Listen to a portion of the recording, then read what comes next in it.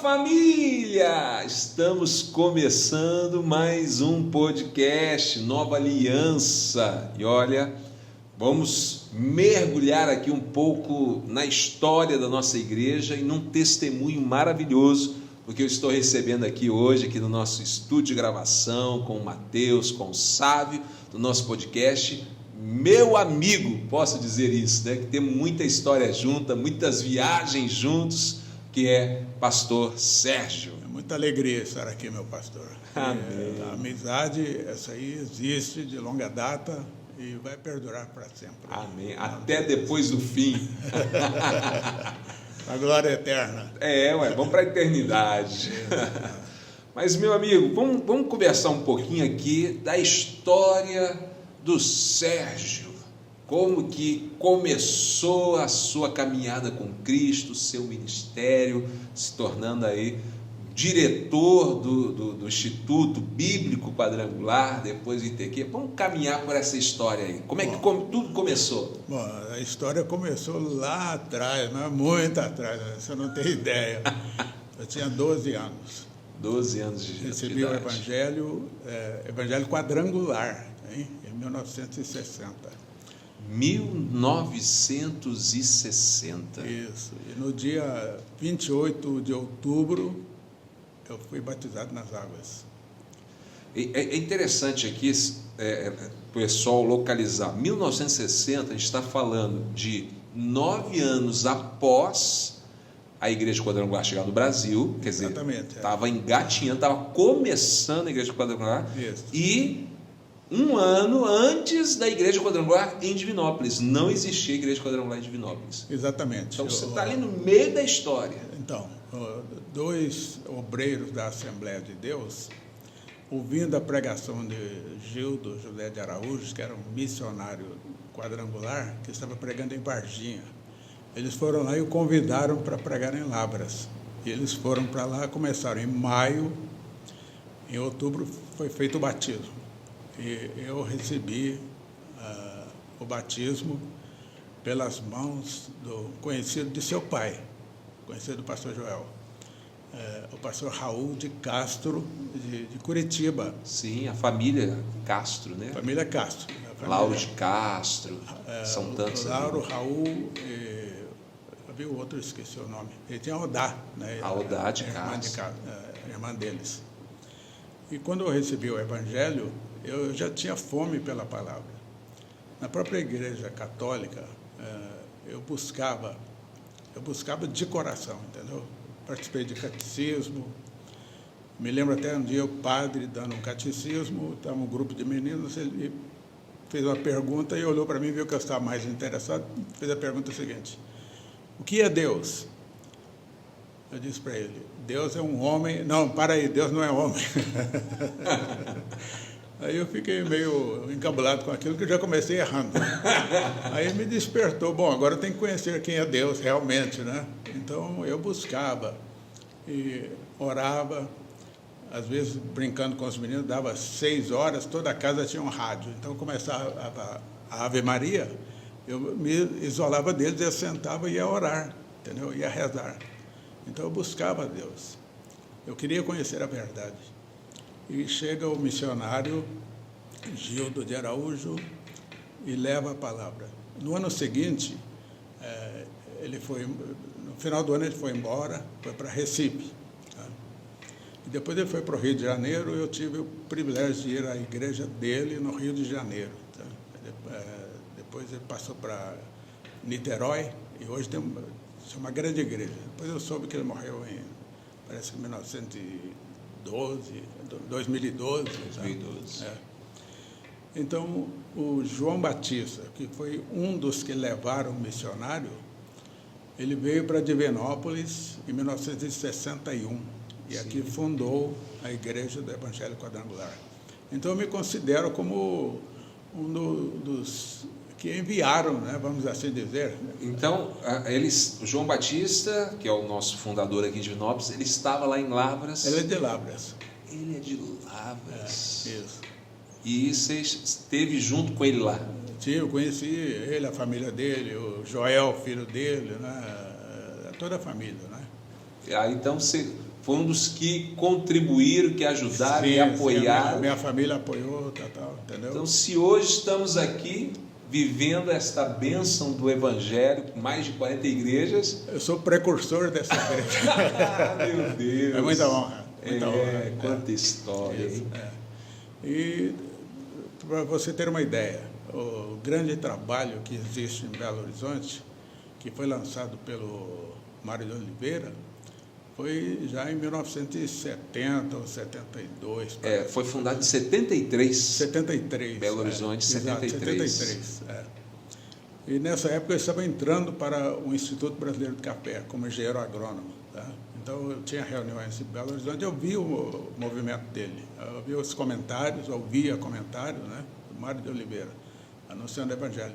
Então o Evangelho chegou em Belo Horizonte 13 anos depois de ter chegado em Lavras, na minha cidade. Até uma boa pesquisa, né? Saber as igrejas aí, né? Tinha qual? Lavras? Tinha Poços de Caldas, que foi fundada pelo Jaime Palharim. Eu acho que Juiz de Fora também, né? Existia, não existia? Juiz de Fora também, sim. Eram pouquíssimas igrejas, né? Poucas, em Minas Gerais. E no interior, a capital não tinha. A capital foi em 73, com o pastor Mário de Oliveira. Isso, exato. O senhor fez parte também dessa caminhada, dessa história toda. Sim. E olha que interessante, né?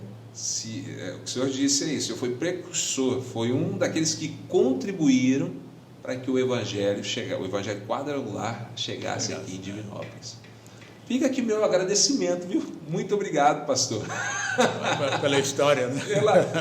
Por ter, né, ajudado, contribuído a enviar a Igreja Quadrangular para Divinópolis. Olha, se hoje eu tenho o privilégio, a honra de poder estar aqui pastoreando, estar aqui na frente, né, da igreja, é porque homens como o Senhor fizeram essa história e continuam a fazer ainda. E continuam no Evangelho Quadrangular. Oh, glória. Todo esse tempo, sempre na Igreja Quadrangular. Sim, houve um período aí do Brasil para Cristo, foi contingencial. Sim. Uma vez que veio para cá, né, o João Batista de Oliveira, né, veio para cá, e ficou um outro dos dois que levaram o missionário, né? Então a igreja foi levada para um local mais distante da minha casa e nós ficamos com esse que era conhecido de família, amigo de família, sabe? Então ele levou o Brasil para Cristo. Aí ficamos um tempo, entendeu? Mas quando eu tive a oportunidade de regressar e a Quadrangular lá... Foi só ali uma fase, um momento ali, por causa da distância. Por essa circunstância. Mas sempre com as suas raízes ali na Igreja Quadrangular. E ali eu vi nascer uma outra igreja. O Doriel de Andrade passou em Lavras, passou em nossa igreja, orou conosco. Ele falou, amanhã eu estou indo para Belo Horizonte para fundar a igreja lá. E fundou a Casa da Bênção. Dali ele foi para Brasília e lá ele tem uma grande igreja, um grande trabalho na região de Brasília, no Distrito Federal. Tá? Em Goiás, de uma Que legal, quer dizer, a gente vê aí o surgimento, né, das denominações, né? Não, e tem outra, vou te falar uma outra coisa, rapidão. Não, fique à vontade, estou aqui. Tinha um programa de rádio, quero conhecer. Com 16 anos eu fazia programa de rádio, porque o pastor nosso lá era funcionário da Caixa Econômica e o rádio era à tarde. E nos dias de semana ele fazia no horário do café dele. Não estava dando mais para fazer, porque tinha que fazer compensação nos demais bancos, né? Então eu pedia para ir pregar. E na igreja era conhecido como Irmão Serginho. Sabe? Então, no Instituto Gama, onde eu estudei, os meus colegas me chamavam de irmão Serginho. Os professores ouviam o programa de rádio e me convidaram para dar uma palavra no auditório Lenny Morton, que tem 800 poltronas, para os alunos, entendeu? Eu me lembro que uma das mensagens, eu peguei um pedacinho da oração do Pai Nosso. Venha o teu reino. Naquele dia eu preguei sobre venha o teu reino, entendeu? Que é uma mensagem que hoje nós estamos, trabalhamos nela. Sim, é o nosso projeto de vida, né, desse ano. Exato. Né? Então, venha o teu reino. Isso aí em 66, por aí, 67, eu preguei sobre o Reino de Deus para os alunos do Instituto Gamo, Colégio Evangélico de Lavras. Olha, o pastor Sérgio, para quem não sabe, foi diretor aqui do Instituto Teológico Quadrangular. Além de toda essa história, tem uma história, daqui a pouco a gente vai falar sobre isso. Mas deixa eu fazer uma pergunta. Como o senhor disse, lá, né, tantos anos atrás, já estava pregando essa mensagem, e hoje nós estamos vivendo como tema, né, do ano, projeto de... Ainda dá para aprender alguma coisa ou já aprendeu tudo? Tanto tempo já pregando. Agora que eu estou começando a aprender, aprender melhor, com o mestre desse aí, pastor Samuel. Meu Deus do céu, que responsa, tem que pregar com o pastor Sérgio sentado ali na minha frente. Me enriquecendo, rapaz. Você é diferenciado, pastor. Amém, glória a Deus. Você é um homem estudioso da palavra, um homem que busca em Deus, e quem busca acha. Amém. E é interessante, né, que a Bíblia, a gente poderia dizer assim, é como um horizonte, né? Quanto mais você se aproxima, mais ela se abre, né? Exatamente. Você percebe, dizem, né, que aquele que diz assim que já sabe tudo, na verdade esse não aprendeu nem o início básico, né? Porque é algo infinito, né? A palavra de Deus, porque é viva, né? Tem até aquela máxima do poeta grego, né? Tudo que sei é que nada sei. E é mesmo, e é mesmo. É porque a profundidade da riqueza da palavra de Deus, você relê um versículo e você enxerga coisas que você não havia enxergado antes, né? A palavra é viva. A palavra é viva. E, ó, gente, uma curiosidade para você ver com quem que nós estamos aqui conversando. O pastor Sérgio, ele tem, né, pelo que eu saiba, né, tem esse costume de ter a leitura da Bíblia, né, constantemente, só que me falaram que o senhor gosta de ler lá no original, é verdade? Do grego, o Novo Testamento, quando eu preciso achar o fundamento do que eu estou buscando, eu faço a leitura. Gosto de fazer a leitura lá no grego. No grego. Que isso. é o Novo Testamento, foi escrito em grego. Isso. Quer dizer, então vai lá nos originais. Nos originais, você vai ver, porque tem manuais também que dão os vários significados de uma palavra. Porque às vezes uma palavra ela significa, conforme a colocação na frase, uma coisa, ou outra, dependendo do tema, do assunto, né? E ali você consegue ver as variantes que há. Então você tenta encaixar para chegar no que o autor queria dizer, né? Porque a questão de tradução, às vezes você perde um pouco, perde assim, porque se você der um texto para duas pessoas traduzirem, não vai ser exatamente igual. Vão usar palavras diferentes, colocação de um pouco diferentes, mas sem fugir do assunto, né? Mas às vezes, para uma melhor... Mas até mesmo porque de uma cultura para nossa, às vezes a palavra não vai... Existe uma palavra que está ligada à cultura de uma época, ao tempo, e quando traz, não tem como, né? Entender a profundidade que existia naquela palavra. Né? O tetelestai, a última palavra de Cristo, está consumado, né? E depois entrega o Espírito. O tetelestai é o fim, chegou o fim, está consumado, né? As traduções nossas. Mas aparece também em manuscritos da época a dívida que o sujeito fazia dívida no comércio e era anotado em documento. Quando o sujeito pagava, para nós aqui você botava um PG, está pago, né? Ali botava tetelestai. Quer dizer, está paga a dívida. Isso é maravilhoso. Olha o contexto em si, e poderia até ser uma outra tradução, né? Vamos dizer assim, uma outra forma de traduzir, né? Em vez de estar consumado, está pago. Está paga a dívida. Olha que tremendo, e é exatamente isso, né? É que hoje você compra, às vezes antes de receber a mercadoria você já pagou, né?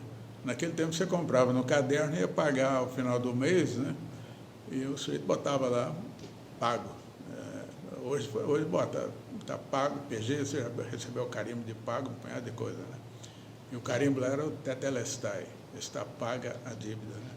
Que legal, meu Deus do céu. Pastor, entrando nessa área da educação, também tem uma história linda aí, né? Junto à educação bíblica, né? Sim.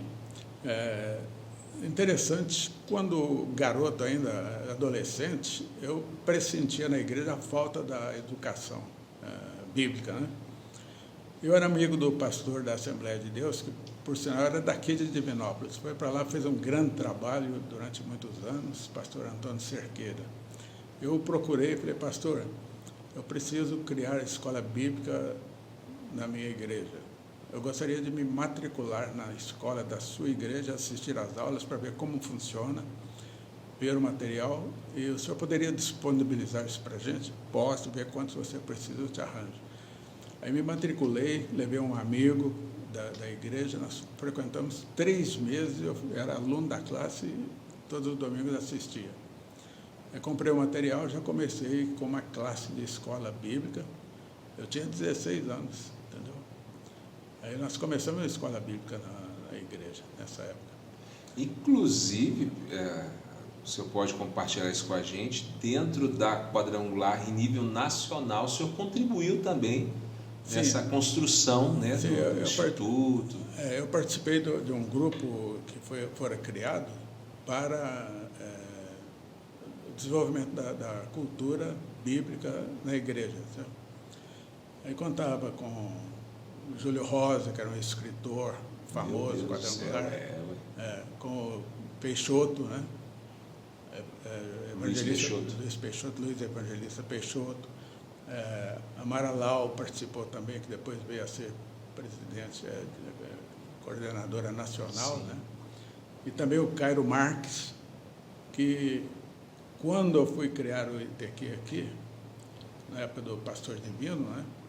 Eu falei com ela, eu preciso ir a São Paulo, conversar, ver como funciona, ver todo o material, ver o sistema, como tudo funciona, né? Aí fui para lá, fiquei 2 dias com o Cairo Marques. Até foi uma grata satisfação revê-lo naquela ida nossa à Califórnia o ano passado, né, para Los Angeles, na Califórnia, para o centenário da Igreja do Evangelho Quadrangular. Né? Então foi uma grata satisfação revê-lo. Para quem não sabe, nós tivemos a oportunidade, né? Foi um privilégio duplo, para mim foi um duplo privilégio. Primeiro, participar da convenção internacional, né? Participamos, né, da convenção internacional comemorativa dos 100 anos da igreja, e o segundo privilégio que eu pude dividir quarto, refeição, ônibus, avião e aprender demais com o pastor Sérgio aí. Eu aprendi. E olha que esse homem é um grande cicerone, ele conhece os Estados Unidos. Conhece, deixa. Você não nasceu lá não, né? Quem dera, né? Mas lá encontramos o pastor Cairo Marques, foi lá na convenção, né? Porque hoje ele mora em Boston, né? Ele pastoreia em Boston, inclusive ele, o filho dele, né? Um amigo nosso, né? Eu tive já hospedado na casa dele, um grande amigo, parceiro nosso. Preguei na igreja do Cairo Marques, em Boston, eu tive a oportunidade de pregar com ele lá. Maravilha. E tivemos a oportunidade de conversar um pouquinho com ele lá, e o senhor matou saudade. Matei saudade. Eu fiquei com ele um tempo, depois até falou com o meu pastor aqui, falou, o Sérgio, ele sabe o que ele quer, sabe o que ele quer. Sabe? Aí nós criamos o ITQ aqui, a primeira turma, o Cairo Marques veio aqui para animar a formatura, 35... Tem foto disso, né? Tem foto. Tem foto, eu conheço. 35 formandos, e hoje nós temos, os pastores nossos da região passaram pelas nossas mãos. Né? Praticamente todas as nossas igrejas, né, com algumas exceções de algum pastor que veio de fora, mas todos eles passaram... Isso. Né, pela sua direção, vamos dizer assim. Pelas nossas mãos, né? Que você fazia parte disso, né? Como professor, como vice-diretor. Eu até regi coral aqui. Nós tivemos um coral, né? Fizemos um coral, eu fiz 3 corais na vida, um em Labras, outro em Campo Belo e outro aqui. Sim, o senhor dirigiu aqui. Cantamos até na cadeia. Ficaram presos lá não, né? Não. Oi, e da cadeia tem um evento interessante. Eu acabei o programa de rádio, a pessoa do rádio lá de Lavras me falou, ó, telefone para o senhor, para você.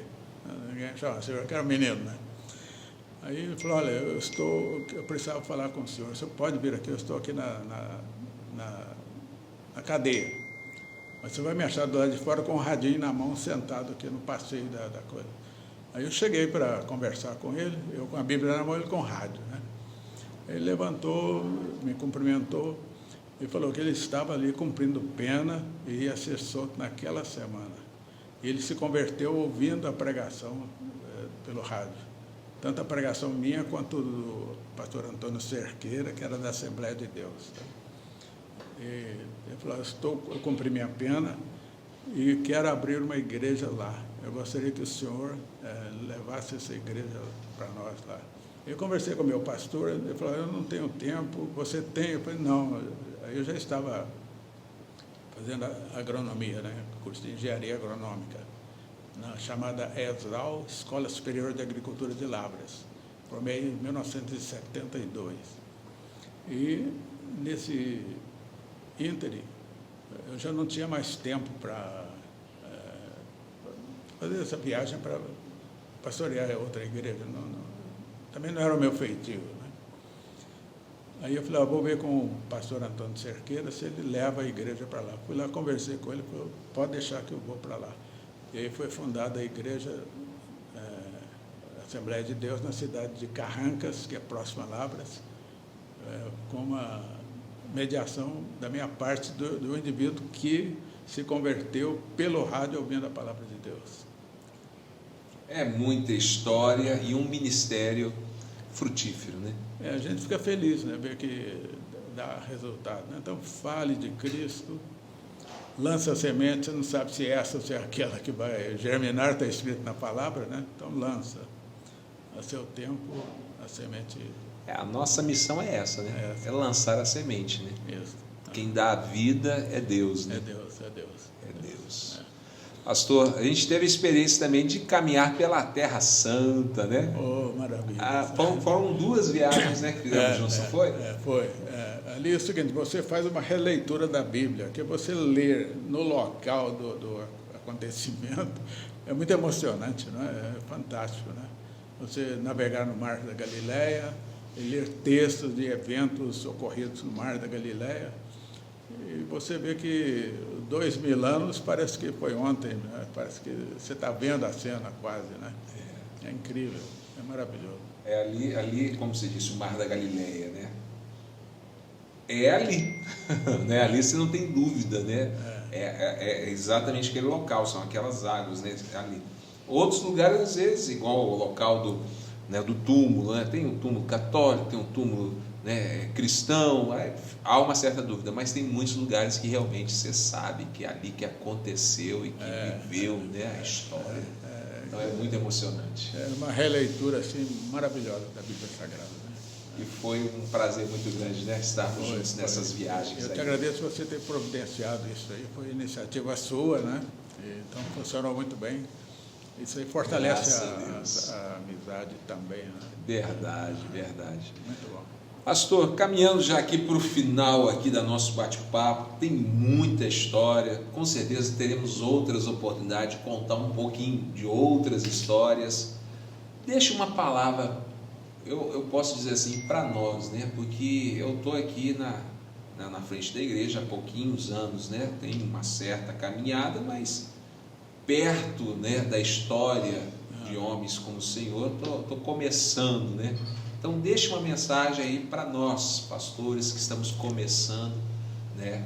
Valeu a pena? Oh, meu Deus. Está valendo a pena? Não, está valendo a pena. Para mim, pelo menos. Conta aí um pouquinho, uma palavra para a gente. Bom, a palavra é a seguinte, diariamente eu distribuo um versículo bíblico para pessoas e grupos. Por exemplo, o grupo dos IBC, ex-Instituto Brasileiro do Café, onde eu trabalhei, o grupo tem 100 participantes. Então, eles recebem a mensagem, o versículo, eu recebo o retorno disso aí. Tá? Tem o grupo do Ministério da Agricultura, no qual eu trabalhei também, né, como auditor federal, fiscal federal agropecuário, né, e me aposentei nessa profissão. Tá? Então, mando também para eles, recebo retorno. Tá? E para pessoas individualmente, não só próximo aqui, mas em outros estados, tem gente de São Paulo, do estado do Rio, em Brasília, entendeu? Em vários locais. E eles dão testemunho, às vezes o sujeito agradece, fala, poxa, eu precisava de uma mensagem, o que eu estava precisando receber. E a mensagem de hoje é essa: sede, pois, imitadores de Deus como filhos amados. Está na carta de Paulo aos Efésios, capítulo 5, verso 1. Nessa carta, Paulo está concitando a igreja em Éfeso, que por extensão, Paulo pediu que as cartas fossem lidas em outras igrejas, e chegou aqui para nós em Divinópolis também, né? Então nós lemos isso aí: sede, pois, imitadores de Deus, como filhos amados. Aí você já pergunta, mas Deus ele não anda corporalmente entre nós não sabemos como seria o comportamento dele, sabemos só as experiências de algumas pessoas ou de muitas pessoas. Mas como saber, então, ser imitador de Deus? Olha para Cristo. Ele é a expressão exata do ser de Deus. E Cristo ensinou amar os inimigos. Difícil, né? Precisa de um treinamento. Então, vamos treinar? Vamos começar amando os amigos? Verdade. Então fica essa mensagem, sede imitadores. Amém. Aquele que nós trabalhamos recentemente, ser como Jesus. Verdade. Então, ser como Jesus, eu tenho que conhecer. E a expressão a respeito de Cristo está declarada nos evangelhos, nas cartas de Paulo, e em toda a Bíblia, porque a Bíblia ela tem uma linha coerente, ela tem um tema que é coerente, converge para um ponto, e esse ponto é Cristo. Então nós dizemos que a Bíblia é cristocêntrica. Paulo soube muito bem explorar isso aí, amarrando passagens do Velho Testamento com o ministério de Cristo, né? Os apóstolos também o fizeram. Mateus, por exemplo, ao escrever a história de Cristo, cada parte da história ele diz: isso aconteceu para que se cumprisse o que fora dito pelo profeta Isaías, tal, né? Depois ele conta um outro evento e diz: isso aconteceu para que se cumprisse o que está no Osés, sei lá o que, vai citando. Então, coerente. A Bíblia é coerente. Interessante, 1.600 anos, desde o primeiro até o último livro, serem escritos, cerca de 40 escritores diferentes, de profissões diferentes, desde reis, sacerdotes, boiadeiros, né? Boiadeiro, né? Todos escrevem num direcionamento muito coerente, né? Então, através disso, você conhece a Cristo e a sua experiência pessoal com Ele. É que nós entendemos que a Bíblia teve vários escritores, mas só um autor, né? Só um autor. Deus usou a cada um deles, né? Por isso que está tudo ali caminhando e direcionado. Pastor, quero aqui te agradecer pela sua participação. Teremos outros momentos para compartilhar mais histórias e trazer mais aí conhecimento para todos nós. Muito obrigado por disponibilizar esse tempo aqui com a gente, viu? Pastor, eu agradeço. Fico envaidecido, assim, entre aspas, né, desse convite, né, de compartilhar com os nossos amigos, irmãos, quem vai participar, vai nos assistir, né? São experiências que ficam gravadas em nossa mente, são indeléveis, né? É verdade. E que tem que ficar registrado, de alguma forma tentar passar isso para as próximas gerações, né? Isso. Então, vamos usar a internet, né, que é o nosso podcast, que vai ficar gravado. Enquanto que existir YouTube na vida, vai ter lá esse vídeo para assistir. E eu acho que não deve parar tão cedo nesse negócio de YouTube, não. E se mudar, a gente muda essas gravações para outro lugar que vier. Transfere, né? A inteligência artificial está aí, né? Então, gente, Tá aí, ó, que tempo especial que tivemos com o nosso amigo pastor Sérgio, um exemplo de vida, um exemplo de homem, de marido, de pastor, enfim, precisamos, né, como diz o apóstolo Paulo, né, sede meus imitadores. É uma pessoa que a gente pode se espelhar, né, por ser um grande exemplo. Olha, não se esqueça, siga o nosso podcast, compartilha com o máximo de pessoas e olha, nos veremos aí no próximo podcast. Deus abençoe. Deus abençoe a todos. Obrigado.